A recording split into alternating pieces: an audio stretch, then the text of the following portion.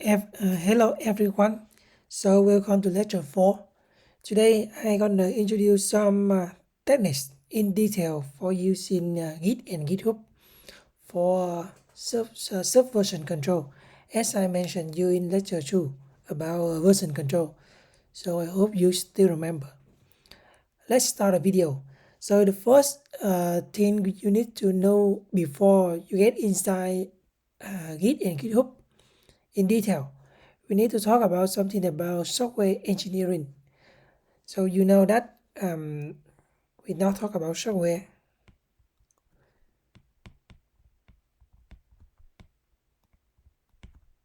engineering. So we have a lot of category to divide software into different groups. If you look at by using we call internet connection.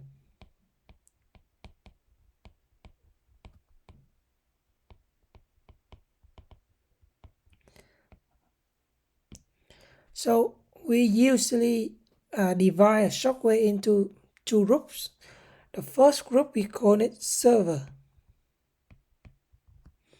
and the second thing we call it client. So what is server and what is client? The term server and client not only appear in software engineering term, it also appear in hardware. So if you will hardware, we also have something similar to server and client principle. So for hardware, we usually say server and personal computer, or we usually call PC. So in terms of hardware, server is mean very super extremely power hardware PC or hardware computer, super fast computer. So and personal computer is for something for normal purpose, just for personal purpose.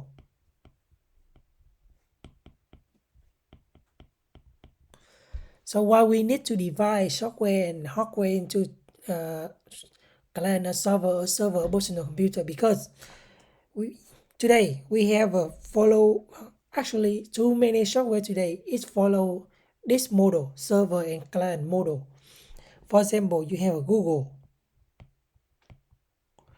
have a very super fast computer and it's layer pro as a server. So when every time you access Google by using your laptop, your PC at home, you are now become client of Google, and Google will be respond as a server. So it's you. So you are client, and Google is server. And every time you send a request to a server, to Google server will respond to you. So actually, not only you use Google every day, actually every day a million or a billion people are using Google server simultaneously. So it means that Google need to be very super fast to serve a lot of people.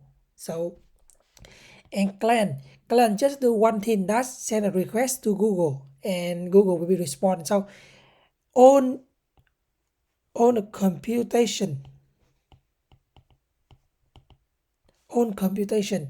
actually they done in the Google server. It's not done in your laptop or PC because it's very weak. It cannot do Google search. So actually Google search is run in the Google server. So Google server have to be very super extremely fast to serve a million or billion people. So that's it. So but server clients it not a very tough definition. You can make your computer become a server if you install server software into your PC. So if you install a server software into your PC become a server, but it's a very weak server. It cannot serve so many people, so many clients. So seems similar to that. If you have a server, a very expensive server, for example, you can spend $20,000 to buy a very super fast server, but you install client software to the server, so the server now become client. Actually, it's a server in terms of hardware, but it's client in terms of software. So this server become a client. Yeah, that's it. So that very important principle you need to know. So here we talk about GitHub.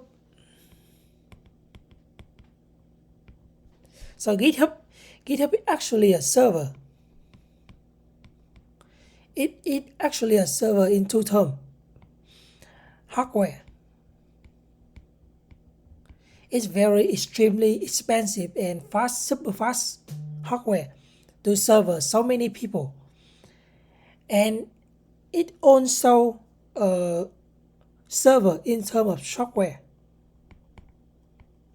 Yeah, because GitHub is a server of Git. So GitHub is just a name of a server, and we talk about we want to mention here the Git software. Git is software. So Git is software, and GitHub is just a name of the server. You can install Git in your computer, in your own computer, and it can become a Git server, and you can name your server anything you want. Yeah, that's it.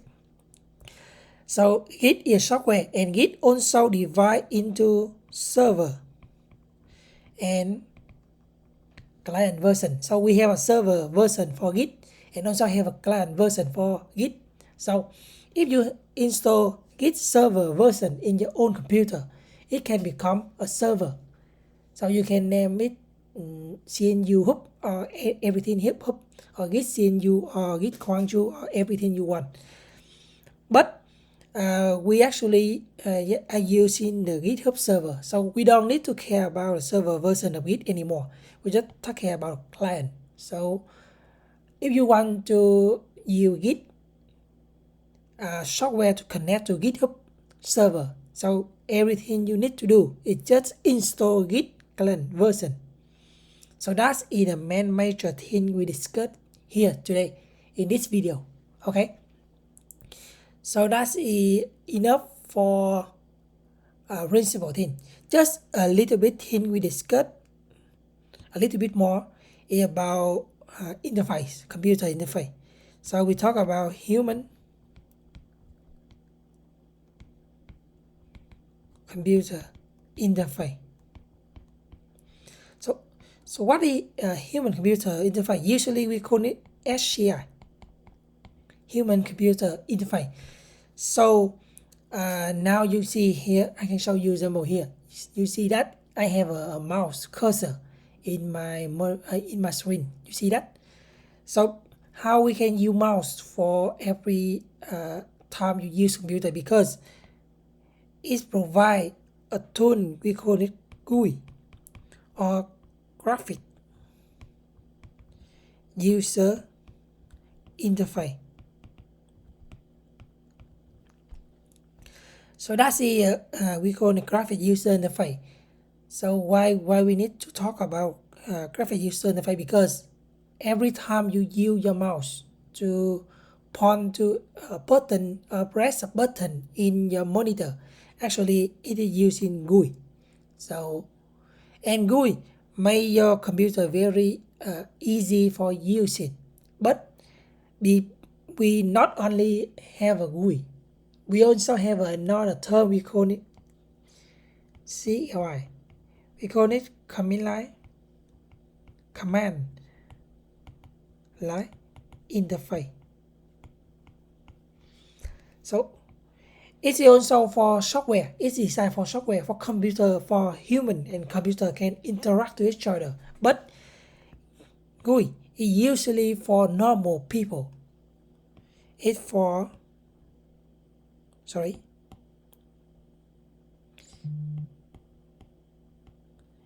normal people. And command line, maybe you never see it before. You never ever saw it before because it's designed for professional. Only software designed for professional purpose use CLI. So because CLI very extremely difficult for beginner can start using. It's very hard and difficult for using, but CLI provide you a very powerful way to integrate. We call it integrate with your code. So professional people, they usually refer to CLI, and CLI is very easy to design the interface. So it's have a less time than GUI version. So maybe you don't know how to make a GUI yet, but don't worry about it. But I just want to mention one thing, that if you want to make a software that have a GUI, it's usually take a lot of time. It's very long time to design a GUI, and it's very complicated. But for CLI version, it's very easy. So when we design and implement a software for professional, usually we focus on CLI because professional guy, they know how to use the software by using CLI, and CLI take less time than the GUI version, the GUI version. So it's more effective and easier for professional people. Okay, so maybe you see CLI. Maybe sometime you see CLI if you work with me, because I always refer to CLI. And one of software that's very famous for CLI, that's we call Linux. So Linux is an operating system that refers to CLI. You can do everything with CLI in Linux. And the most famous software that using GUI we call Windows. Yeah, Windows operating system, it refers to GUI, and Linux, it refers to CLI. So it depends on your purpose and your work in every day. You can refer to GUI or CLI. It's up to you. No one better than no one. We cannot say, we cannot conclude which one is better.